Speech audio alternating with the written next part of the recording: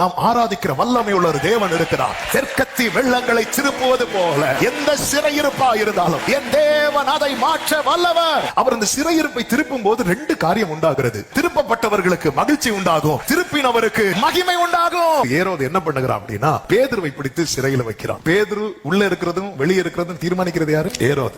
ஏரோது பஸ்கா பண்டிகைக்கு பின்னாக வெளியே கொண்டு வரலாம் பிளான் வச்சிருக்கான். எதுக்கு வெளியே கொண்டு வரதுக்கு தெரியுமா? கொல்லுறதுக்கு. ஆனா கர்த்தர் அன்னைக்கு நைட்டே வெளியே கொண்டு வரணும்னு பிளான் பண்றார். எதுக்கு வெளியே கொண்டு வரணும் தெரியுமா? சொல்றதுக்கு. சாத்தான் உங்களை கொல்லுறதுக்குன்னு பிளான் போடும்போது நீங்க அவர் நீதியை சொல்வதற்கு கர்த்தர் பிளான் வச்சிருக்கிறார். 4 வகுப்பு பாதுகாப்புக்குள்ள பேதுரு இருக்கிறான். தூதன் வந்து அங்கே நின்றான். அவன் பேதுருவை தட்டி எழுப்புறான். இந்த தூதன் இந்த இரவு வரலன்னா நாளைக்கு ஏரோது வந்து நின்று பேதுருவை தட்டி எழுப்பி இருப்பான். சத்துருவின் கை உன்மேல் படுவதற்கு முன்னே கர்த்தருடைய கிருபை உன்னை தொடும். காவல் காத்து கொண்டிருந்தார்கள். ஆனா அவங்களுக்கு தெரியல. அவங்க பார்வையில இன்னும் பேதுரு எப்படிதான் இருக்கிறான்? தூங்கிட்டு தான் இருக்கிறான். உங்களால எழும்பி தேவ சமூகத்துல உட்கார முடியுது, நீங்க காவல கடக்குறீங்க. பைபிளை வாசிக்க முடியுதுன்னா காவல கடக்குறீங்க. இன்னைக்கு நீங்க பிரச்சனைக்குள்ளதான் இருக்கிறீங்க. ஆனா ஜெபிக்க முடியுதுன்னா நீங்க ஒரு காவல கடந்துட்டீங்கன்னு அர்த்தம். முதல்ல உன் சங்கிலி உனக்குள்ள இருக்கிற கட்டெல்லாம் விழணும். நம்ம தூரத்துல இருந்து பார்த்துட்டு இருக்கிறோம். அது இரும்பு கதவு, நம்மளால திறக்க முடியாது. உள்ள பல சிறையிருப்பை வச்சுட்டு நீங்க தள்ளுனாலும் இந்த கதவு திறக்காது. ஆனா அந்த ரங்கத்துல ஒரு மனுஷனுக்கு விடுதலை கிடைச்சிட்டுன்னு வைங்களேன், தள்ளி திறக்காத கதவுகள் எல்லாம் தானாய் திறக்கப்பட